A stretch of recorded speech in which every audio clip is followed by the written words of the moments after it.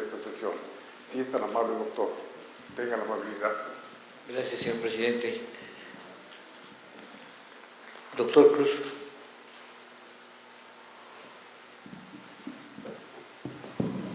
Sí, bien, como ustedes saben, se transmite por internet. En este momento tenemos 16 entidades federativas conectadas, 7 instituciones públicas de salud, 6 universidades, 3 países, académicos que no pudieron estar presentes son 12, y múltiples médicos generales en la práctica privada. Hemos seleccionado 4 de las muchas que llegaron, tratando de correlacionar los temas que más frecuentemente entraron. La primera de ellas es del doctor Genaro Acosta, de la Universidad Autónoma de Puebla. Se mencionó que es un derecho fundamental de tercera generación. ¿Cuáles son los 2 previos? La segunda, ¿quién puede solicitar el expediente de un paciente fallecido y bajo qué proceso? Esto lo pregunta la doctora Mejía, del Estado de México, del Instituto de Salud del Estado de México. Una tercera que tiene que ver con muchas que llegaron relacionados con VIH-Sida, pero esta es representativa del doctor Joaquín Gutiérrez Amaro, de la Medicina General en Práctica Privada de Ciudad Altamirano, Guerrero. En varias ocasiones se me ha solicitado por terceras personas información de un paciente con VIH. ¿Qué debo hacer? Ya que por un lado pesa el aspecto epidemiológico y por el otro la posible destrucción de una familia. Y la última, que es un comentario del doctor Federico Borrac Segura, de Metepec del ICEMIN de Toluca. Los abogados que hacen las leyes cada día hacen la práctica de la medicina más difícil. Están destruyendo la relación médico-paciente. Muchas gracias, doctor Cruz. Yo creo que estas preguntas son especialmente interesantes y si no hay inconveniente le pediría al licenciado Edgardo Martínez que nos haga favor de darnos sus comentarios al respecto. Gracias. Sí, con todo gusto.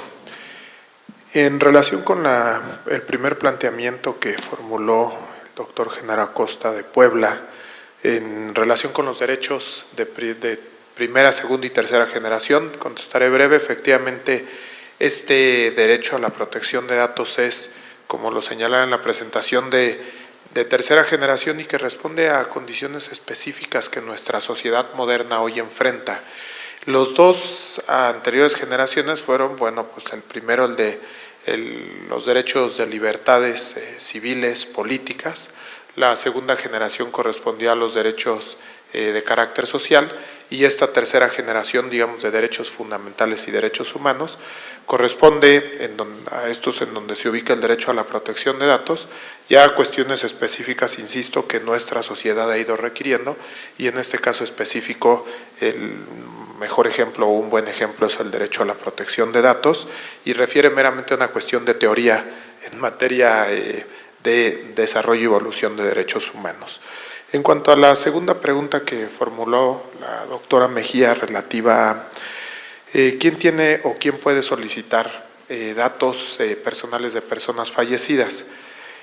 Déjenme decirles que a nivel federal, en el sector público, hay una referencia en unos lineamientos de protección, lineamientos de clasificación de información, en donde se dio una primera solución a nivel normativo en nuestro país y se dijo que para efecto de fallecidos, quien tendría el derecho y está legitimado a solicitar, y todavía está vigente la norma, son determinados grupos de familiares, es decir, ascendientes o descendientes de la persona fallecida sin limitación de grado y colaterales hasta el 4º grado. Es una cuestión que está así establecida en el Código Civil.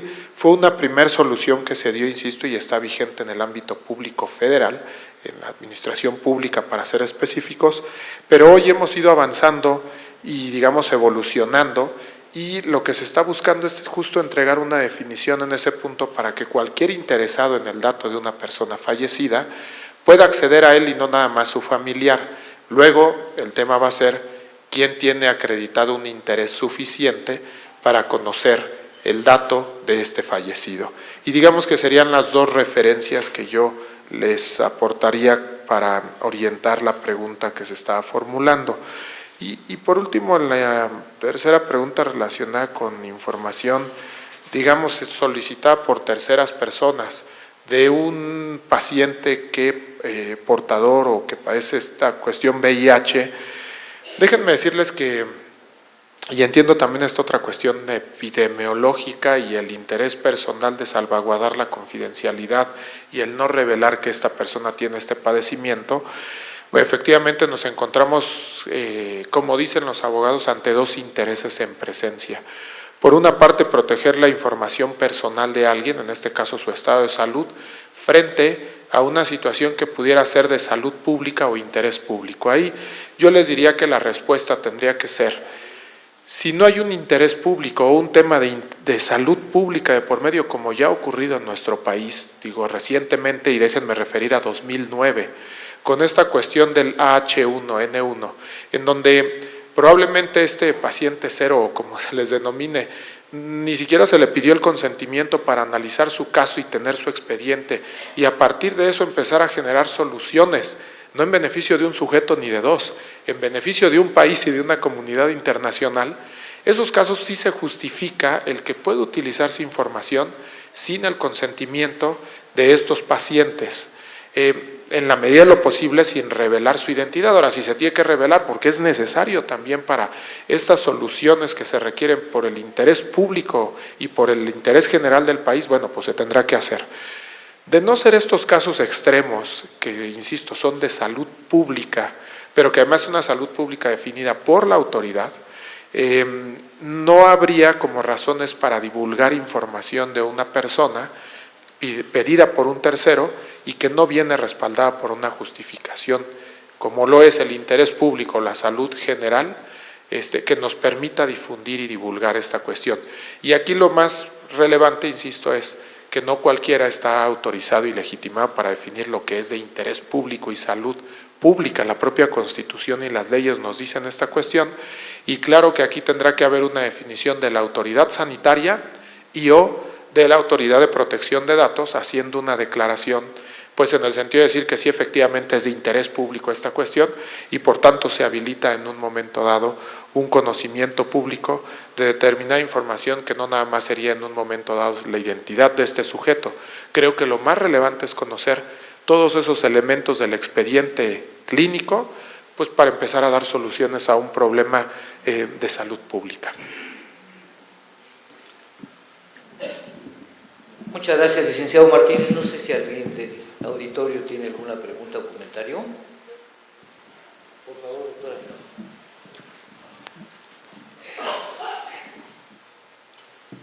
Para el caso del paciente de VIH, de los datos que solicitan en el caso del paciente de VIH, infectado por VIH, bueno, yo creo que siempre que nos pidan datos con fines epidemiológicos debe de disociarse, debe de tratar siempre de disociarse, de no permitir que se pueda conocer el dueño, el titular de ese resultado o de esa muestra biológica.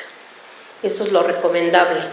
Sin embargo, por ejemplo, para casos de interés público, en el caso del VIH es muy importante. De hecho, se tiene que hacer la notificación a salud pública con todos los datos del paciente, y esta entidad tiene que guardar la confidencialidad también de esos datos. Se tiene que dar la información precisa, porque inclusive se tiene que hacer el estudio de los casos, de los contactos, pero esta salud pública tiene que guardar esa confidencialidad.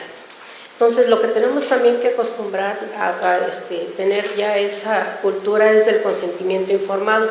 En el caso de los bancos de sangre, nosotros tenemos un consentimiento informado que siempre hemos tenido, y que le preguntamos al donador, le decimos al donador que le vamos a hacer ese estudio, y que en caso de que sea positivo vamos a notificar a la salud pública, a la jurisdicción sanitaria. Entonces tenemos que ir aterrizando todas esas partes, ¿no? En las que no estamos cumpliendo. El consentimiento informado es muy importante. Un paciente, no siendo un donador, un paciente o cualquier individuo que se haga una prueba de VIH tiene que firmar un consentimiento informado, y en ese consentimiento informado le tenemos que decir que si es positivo tenemos que notificar a la jurisdicción sanitaria. Entonces esto yo creo que es algo muy importante, ¿no? En el caso de este tipo de padecimientos, pero lo tendríamos que ir viendo para otro tipo de padecimientos también. Gracias, doctora. El licenciado Moctezuma quiere hacer un comentario. Respecto del comentario hecho en el sentido de que los abogados al legislar complican las leyes. Nuestros legisladores no son abogados de profesión, sino que pueden tener cualquier profesión o pueden no tener ninguna profesión. O sea que no son los abogados los que hacen las leyes. Algo que sí es importante comentar es la necesidad de unificar nuestros códigos y leyes en nuestro país. Ya hay el primer ejemplo de ello, que es el Código Penal, y me parece que esa podría ser una ruta muy válida, respetando la soberanía de cada una de las entidades, y sería, creo yo, un gran refuerzo para un efectivo Estado de Derecho, en el que en materias claves, como considero yo lo es esta, pudiésemos tener una sola legislación a nivel nacional. Gracias, licenciado. Si me hace favor. Sí, gracias. Buenas noches. Mariano Chávez Arias, servidor. El IFAI también, como el CONAMED, las acciones en las investigaciones son de carácter administrativo, nada más recomendaciones, o sí puede realizar algunas acciones económicas para el médico que incurrió o la empresa que incurrió en las actividades de la difusión de esta información en forma incorrecta. Si entendí bien, se refiere a que si la comisión detecta alguna violación a estas disposiciones y tiene que actuar, bueno, en ese caso lo que tenemos que hacer es notificar al instituto, al IFAI, para que ellos actúen en consecuencia. Pero es una acción administrativa, Es administrativa. No hay una La cuestión CONAMED, económica. la CONAMED no es una autoridad que puede imponer sanciones. ¿El IFAI? El IFAI, sí.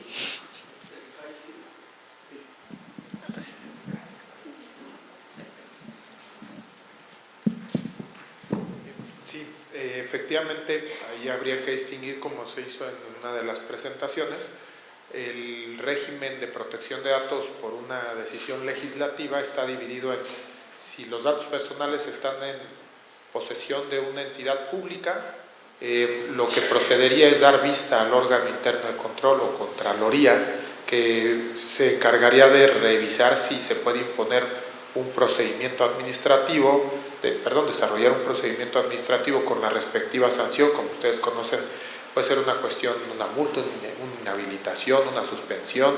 Eso del lado público. Si somos un médico privado o institución privada, la Ley Federal de Protección de Datos en posesión de particulares habilita al IFAI a iniciar procedimientos de investigación, iniciar, en su caso, procedimientos de sanción e imponer multas. De hecho, déjenme citarle un caso. Si no me equivoco, el año pasado debe haberse sancionado a un médico, y no como hospital, sino al médico en ejercicio de la profesión, por una cuestión de incumplimiento de una de las obligaciones de la ley. Vino una sanción de carácter económico y digamos que fundamentalmente el tipo de sanciones que impondría el IFAI, insisto, si se trata de médicos del ámbito particular, sería la imposición de multas que, digamos, no son menores y que esa sería la manera de sancionar. Insisto, si somos institución pública y médico trabajando para institución pública, pues es esta ruta de órganos internos de control y contralorías, los esquemas y no propiamente el IFAI quien pudiera imponer una sanción. Gracias, licenciado. Si me hace favor.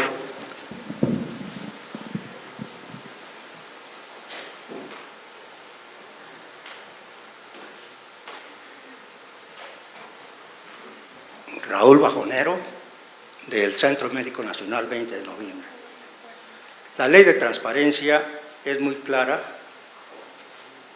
para cuando una dependencia o entidad del gobierno federal solicita información de datos personales con diagnóstico sobre una enfermedad. Ahí la ley es muy clara, se le puede dar la información a cualquier dependencia o entidad. Sin embargo, la ley no es muy clara, como el señor licenciado Edgar Martínez Rojas lo expresó, no es muy clara y a veces las entidades o el gobierno del Distrito Federal piden datos personales de muchos pacientes y su diagnóstico, aduciendo que es para investigación.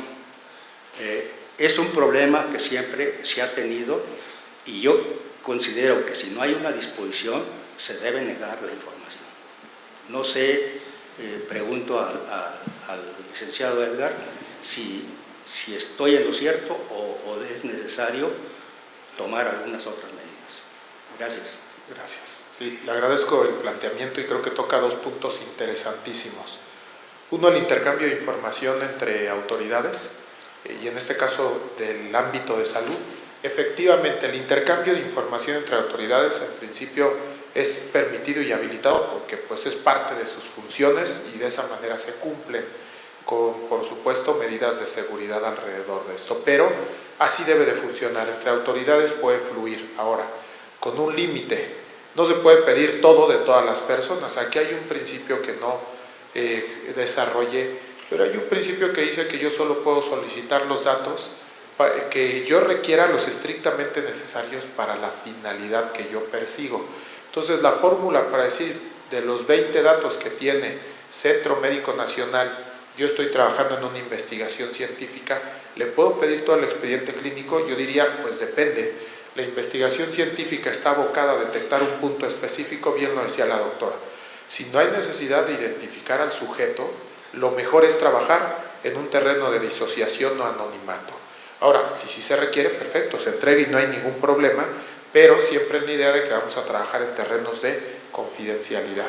Y creo que toca un buen punto también cuando refería al tema de investigación científica. Creo que las leyes de protección de datos deben de ser muy cuidadosas al momento de no impedir y seguir permitiendo a los médicos el desarrollo de investigaciones que son necesarias para la sociedad, es decir, esta cuestión de utilizar información de las personas para el desarrollo de nuevas investigaciones, insisto, pero siempre en el terreno de los cuidados de sí. Podemos trabajar sin nombres mucho mejor, si podemos trabajar con expedientes en el anonimato, creo que ayuda muchísimo y cuando se requiera ahí está. Y el punto que planteaba también me parece fácil en el ámbito federal decir, ok, yo puedo intercambiar con otras instituciones públicas de salud federales información, Consejo de Salubridad, etcétera, etcétera.